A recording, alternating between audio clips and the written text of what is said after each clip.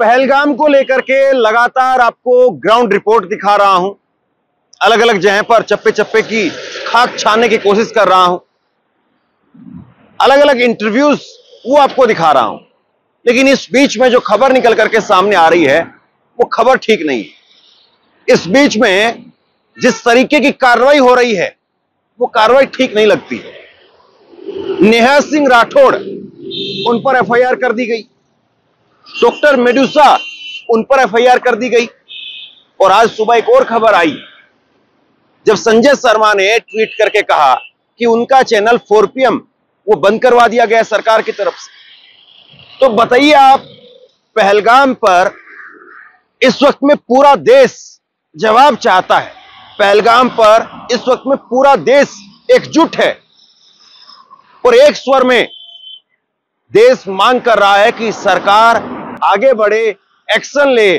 और जिस तरीके से वो आतंकी हमला हुआ, हमारे निहत्थे निर्दोष लोग मारे गए, 2 दर्जन से ज्यादा लोग मारे गए, परमानेंट सॉल्यूशन की तरफ सरकार आगे बढ़े। कश्मीर से भी यही आवाज आ रही है, पूरे देश से भी यही आवाज आ रही है। लेकिन इस वक्त में कार्रवाई के नाम पर क्या हो रहा है? सरकार, सेना निश्चित तौर पर कश्मीर को लेकर के, पहलगाम को लेकर के अपनी रणनीति तैयार कर रही होगी, लेकिन कहीं ना कहीं जो मैसेज जा रहा है लोगों के बीच में वो ठीक नहीं है। और नरेंद्र मोदी वो तो कहते हैं कि आलोचना लोकतंत्र की आत्मा है। तो आलोचना लोकतंत्र की आत्मा है तो कुछ सवाल आप सहन नहीं कर सकते हैं? नेहा सिंह राठौड़ पर सबसे पहले देखिए, उन पर एफआईआर कर दी गई। नेहा सिंह राठौड़, आप सब जानते हैं, वो गायिका है जो अपने गीतों के माध्यम से कभी यूपी में काबा, कभी बिहार में काबा, अलग अलग जगह पर सवाल खड़े करती हैं, अलग अलग सरकारों से सवाल पूछती हैं। लेकिन नेहा सिंह राठौड़ को अब कटघरे में लिया जा रहा है, उन पर एफआईआर कर दी गई। अब नेहा सिंह राठौड़ इसके बाद में भी अपनी बात कह रही है। इसके बाद में भी उनके वीडियो, उनके ट्वीट लगातार जो के त्यों जारी है। इस बीच में खबर निकल करके सामने आई, डॉक्टर मेडुसा, उन पर एफआईआर कर दी गई। कुछ भक्तों ने कहा कि ये डॉक्टर मेडुसा वो जेएनयू वाला कल्चर लखनऊ में लाना चाहती हैं। जिस तरीके से जेएनयू में हो रहा था वही लखनऊ में वो करना चाहती है। अब समझ में नहीं आता है कि इनको अलग अलग यूनिवर्सिटीज से दिक्कत क्या है, जेएनयू से क्या दिक्कत है, जामिया से क्या दिक्कत है। अभी कुछ समय पहले मैंने आपको खबर दिखाई थी, जामिया ने 78 में से 32 यूपीएससी के स्टूडेंट वहां से पास हुए हैं जो आईएएस आईपीएस बनेंगे। आपको यूनिवर्सिटीज से दिक्कत है, आपको महिलाओं से दिक्कत है, आपको आजाद आवाजों से दिक्कत है। संजय शर्मा ने ट्वीट किया, ये ट्वीट जरा आप देखिए। संजय शर्मा ने ट्वीट करके कहा कि उनके चैनल को बंद करवा दिया गया है।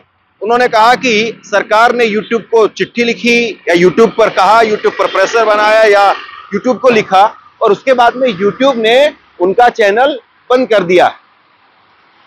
अब आगे वो कहते हैं कि अगर सरकार को किसी मेरी वीडियो से दिक्कत थी या कोई वीडियो ऐसी सरकार समझती है कि जो नेशनल सिक्योरिटी को लेकर के खतरा है तो सरकार मुझे वो बताती, मैं उस वीडियो पर अपनी तरफ से सफाई देता, उस वीडियो को खुद ही हटा देता। लेकिन ऐसे में आप सीधे YouTube से बंद बोल करके अगर मेरे चैनल को बंद करवा रहे हैं तो इसका मतलब यह है कि आप आजाद आवाजों से डर रहे हैं। देखिए, किसी से भी आपकी आपत्ति हो सकती है और कोई भी व्यक्ति गलती कर सकता है, दोनों बातें ठीक है।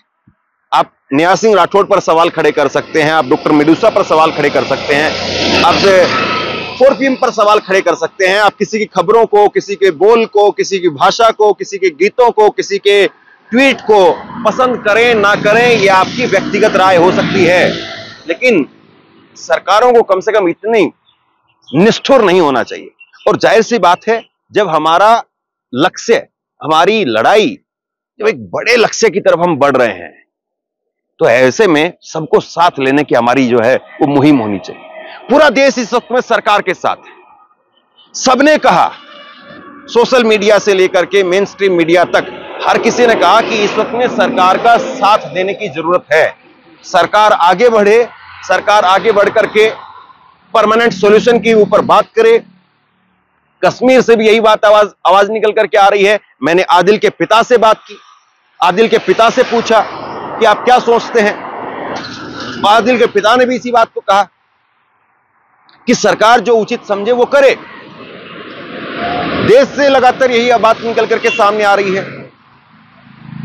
तो ऐसे में आप ये कार्रवाई करके किसको क्या मैसेज देना चाहते हैं? बड़ा सवाल ये है ना। आप उन लोगों तक एक संदेश दीजिए जो लोग अभी इस वक्त में इस लड़ाई की वजह से अपने आप को हास्य पर समझ रहे हैं। सरकार उनके साथ में खड़ी हो, लेकिन आप क्या कर रहे हैं? मैंने आज सुबह आदिल के घर पर जाकर के उनके पिता से बात की। अगर आप उनका दर्द सुनेंगे तो आपका कलेजा कांप उठेगा। जिस तरह की उन्होंने बात कही है उसको अगर आप देखेंगे तो आप चौंक जाएंगे, हिल जाएंगे कि कैसे एक पिता जिसने अपने नौजवान बेटे को खोया है, लेकिन वो आज भी हिंदू मुसलमान करने के लिए तैयार नहीं है। वो आज भी देश की एकता के लिए बात कर रहा है। वो ये कह रहा है कि मोदी जी को मुबारक हो, अमित शाह को मुबारक हो, इस देश में आदिल जैसे बेटे हैं। बड़ी बात। जरा एक छोटा सा अंश सुनिए जो मैंने उनके साथ में इंटरव्यू किया है। दवाइयां हैं, तबीयत खराब है। तबीयत तो खराब हो ही गई है। आदिल ने एक ऐसा काम किया जो पूरे देश के लिए मिसाल बन गया, कश्मीरियों के लिए मिसाल बन गया कि एक ऐसा नौजवान था जो बंदूक के सामने भी डरा नहीं। कब मुलाकात हुई थी आदिल से, आखिरी मुलाकात आपकी? आदिल की मुलाकात तो उस वक्त उसी दिन हुई 22 अप्रैल को, जब वो यहाँ से मजदूरी के लिए निकल गए 8 बजे। उन्हीं घोड़ों के साथ जाता था और मालिक जो घोड़े वाले थे वो उसको एक फेरे का 300 रुपया, यानी एक चक्कर का 300 रुपया देते थे। आदिल जो है नहीं रहे, लेकिन उसके बाद में सरकार की तरफ से मदद या मिलने के लिए क्या रहा? मदद तो एक अल्लाह की होनी चाहिए, लेकिन सरकार को वो अपना काम है, वो क्या करेगी, क्या मदद करेगी, वो उसको अपना लेना देना है मेरे नहीं। लेकिन जैसे उन्होंने धर्म पूछ करके वो किया और फिर वो पूरे देश में एक वही बात चल रही है, आपका बेटा इसमें नहीं रहा, आपसे बेहतर जो है वो इस दर्द को कौन समझ सकता है? अगर धर्म पूछ के ये कहते तो फिर आदिल बच भी सकता था, फिर उसको नहीं मारते थे। लेकिन अगर आदिल ने अपनी जान बचाई होती तो वो भाग भी सकते थे। और लेकिन इनसे भी, आदिल से भी बहुत ज्यादा उस लड़की का दुख मुझे है। उस पे मुझे बहुत आंसू आ रहे हैं, जिसने 6 दिन हुए थे जिसकी शादी किए हुए, तो उसको मुझे बहुत दुख आ रहा है।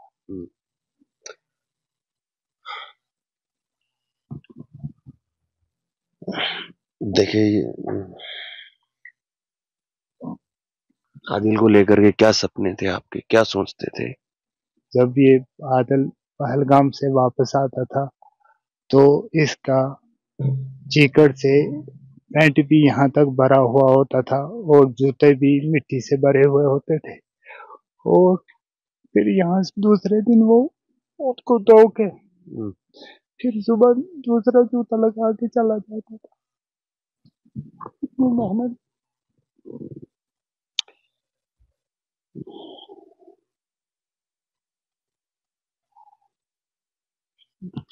कभी भी उसने जो कपड़ा वहां से लाया वो कभी दूसरे दिन लेके नहीं गया।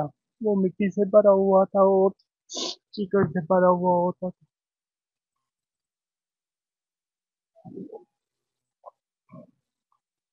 आपने अपना बेटा खोया है और फिर आप उन तमाम लोगों के साथ आज भी खड़े हैं। आज भी खड़ा हूँ मैं। आज मैं चाहता हूँ अगर कि मेरी जान भी ऐसे ही मेहमानों की नवाजी करते हुए चली जाए तो ये मेरे लिए बहुत काफी है। अब जरा एक सवाल जो सोशल मीडिया पर बीजेपी आईटी सेल के तरफ से या बीजेपी समर्थकों की तरफ से खड़ा किया जा रहा है कि न्याय सिंह राठौड़ या बाकी और लोग वो इस वक्त में सरकार पर सवाल क्यों खड़े कर रहे हैं। उनकी वीडियो पाकिस्तान में शेयर की जा रही। अब ये कौन सा क्राइटेरिया है? अब बताइए कि किसी की कोई बात अगर पाकिस्तान के अंदर कोई ग्रुप शेयर करता है तो क्या कोई आदमी देशद्रोही हो जाता है? खुद प्रधानमंत्री नरेंद्र मोदी को लेकर के कई बार पाकिस्तान की तरफ से कहा गया कि हमारा प्रधानमंत्री नरेंद्र मोदी जैसा हो। पाकिस्तान में नरेंद्र मोदी के बहुत सारे समर्थक हैं, जाहिर सी बात है, हो भी सकते हैं, किसी भी नेता के किसी भी देश में समर्थक हो सकते हैं, और नरेंद्र मोदी अपने आप में पॉपुलर फेस है भी, इसमें भी कोई डाउट नहीं है। लेकिन क्या नरेंद्र मोदी को अगर पाकिस्तान के लोग प्रधानमंत्री के तौर पर देखना चाहते हैं तो क्या नरेंद्र मोदी देशद्रोही हो जाते हैं? क्या नरेंद्र मोदी पर एफआईआर हो जाएगी? फिर ये किस तरह की बात है और किस तरह का विमर्श हम खड़ा कर रहे हैं? सबसे बड़ा सवाल यह है ना, अभी कोई वीडियो अगर अमेरिका में, जर्मनी में, जापान में अगर शेयर की जाए तो क्या फिर भी आप उसी लिस्ट में डालेंगे? या पाकिस्तान में अगर हुई है तो इस अलग बात है। इस वक्त में बड़ी कार्रवाई की जरूरत है, देश बड़ी कार्रवाई चाहता है, और उसकी जगह पर जो कुछ हो रहा है वो हमारे सामने है। क्या डॉक्टर मनमोहन सिंह की सरकार के समय पर जिस वक्त में आतंकी हमला होता था तो क्या मीडिया उनसे सवाल नहीं पूछता था? क्या लोग उनसे सवाल नहीं पूछते थे? क्या मनमोहन सिंह की सरकार को क्लीन चिट मिल जाती थी? क्या मनमोहन सिंह की सरकार में गृह मंत्री का इस्तीफा नहीं हुआ? मीडिया ने प्रेशर बनाया, लोगों ने प्रेशर बनाया, सोशल मीडिया ने प्रेशर बनाया, इंडिपेंडेंट जर्नलिस्ट ने प्रेशर बनाया। तो क्या सरकार पर प्रेशर बनाना, सरकार को जवाबदेह बनाना, वो देशद्रोह का काम है? क्या सरकार को आईना दिखाना वो देशद्रोह का काम है? दूसरी बड़ी बात, आप चैनल बंद कर रहे हैं। अब मैं ये कह सकता हूं कि आपकी आपत्ति मेरी किसी वीडियो को लेकर के हो सकती है, संजय शर्मा के चैनल को लेकर के हो सकती है, 4PM के किसी वीडियो को लेकर के हो सकती है, या अन्य किसी भी चैनल को लेकर के आपकी आपत्ति हो सकती है। लेकिन आप क्या करेंगे? बंद करवा देंगे उस चैनल को। अभी सरकार ने करीब करीब 15-16 पाकिस्तानी चैनल जो भारत में चल रहे थे उनको बंद करवा दिया। बहुत अच्छी बात, सरकार का स्वागत किया जाना चाहिए, सरकार को बधाई हो इस बात पर। लेकिन आप दूसरी तरफ क्या कर रहे हैं? गोदी मीडिया पर पाकिस्तान के एक्सपर्ट बुलाए जाते हैं। वो पाकिस्तान के एक्सपर्ट आकर के हमारे सेना के लोगों को, हमारे सेना के अधिकारियों को गाली देने का काम करते हैं। आप उन पर क्यों नहीं रोक लगाते? अभी सरकार की तरफ से एक एडवाइजरी जारी की गई कि कोई भी लाइव कवरेज ना दिखाए। मैं इस वक्त में कश्मीर में हूं और इस वक्त में लगातार सेना के कॉन्वॉय कभी इधर जा रहे, कभी इधर जा रहे, लेकिन मैं बैकग्राउंड में इधर ये बैकग्राउंड रख करके वीडियो बना रहा हूं। अब जरा एक बार घुमा करके दिखाइए। मैं बिल्कुल कश्मीर के एक सड़क के किनारे खड़े होकर के मैं ये वीडियो रिकॉर्ड कर रहा हूं, लेकिन वो सेना के जो कॉन्वॉय जा रहे हैं, ट्रक जा रहे हैं, वो विजुअल में नहीं दिखा रहा हूं। मैं चाहूं तो सनसनी पैदा कर सकता हूं। देखिए देखिए देखिए देखिए, आ गए हैं ट्रक, ये ट्रक जा रहे हैं, इधर जा रहे हैं, इधर जा रहे हैं, ये श्रीनगर से निकल करके पुल पहलगाम की तरफ जा रहे हैं। लेकिन ये बताना कि हम किस लोकेशन पर हैं, किस लोकेशन की तरफ से काफिला आ रहा है, किस लोकेशन की तरफ काफिला जा रहा है, ये मूर्खतापूर्ण होगा। और सरकार ने खुद कहा है कि लाइव रिपोर्टिंग ना करें आप, ना आपको ये नहीं बताना है। अभी अभी मैं किसी जगह पर था और वहां पर घने जंगलों में सेना तलाशी अभियान चला रही है। एक बड़ा लंबा छोटा काफिला मैंने वहां देखा, लेकिन ना वो जंगल का नाम मैं बता सकता हूं, ना मैंने वो वीडियो रिकॉर्ड की वहां पर, ना मैंने वो काफिला वहां पर दिखाया, कितनी बड़ी संख्या में गाड़ियां हैं वहां पर, ना मैं वो दिखा रहा हूं। एक जिम्मेदारी के साथ में रिपोर्टिंग करना वो हमारे लिए जरूरी है और हम उस बात को बखूबी समझते हैं। अगर कोई गलती होती है तो सरकार उस पर अलर्ट कर सकती है, कोई वीडियो को हटवाने के लिए स्पेसिफिक नोटिस भेज सकती है, लेकिन आप पूरे चैनल को बंद करवा देंगे। क्या मैसेज आप देना चाहते हैं बताइए? आप पाकिस्तान से जो एक्सपर्ट आ रहे हैं और वो फ्री में नहीं आ रहे हैं। माफ कीजिएगा, जिन चैनलों को आप देखते हैं, हमारे दर्शक नहीं देखते होंगे, हमारे दर्शक जो हैं वो देश के प्रति वफादार हैं, लेकिन जो लोग उन चैनलों को देखते हैं वो जरा भी सवाल नहीं पूछते हैं। मैं ये नहीं कह रहा हूं जो उन चैनलों को देखते हो गद्दार हैं, लेकिन उन लोगों को कम से कम इस बात को देखना चाहिए कि इन तमाम चैनलों पर जो एक्सपर्ट बैठ रहे हैं पाकिस्तान की तरफ से, क्या वो फ्री में बैठ रहे हैं? कोई पाकिस्तानी पत्रकार को बुला रहा है, कोई पाकिस्तानी सेना के पूर्व अधिकारी को बुला रहा है, कोई पाकिस्तानी एक्सपर्ट को बुला रहा है, वो फ्री में नहीं बैठ रहे हैं साहब। वो 5-5, 10-10, 15-15, 20-20, 50-50 हजार रुपए लेकर के बैठ रहे हैं। ये सच्चाई मैं आपको बता रहा हूं, और इस बात को हर कोई जानता है कि वो फ्री में गाली देने के लिए या फ्री में गाली खाने के लिए नहीं आ रहे हैं।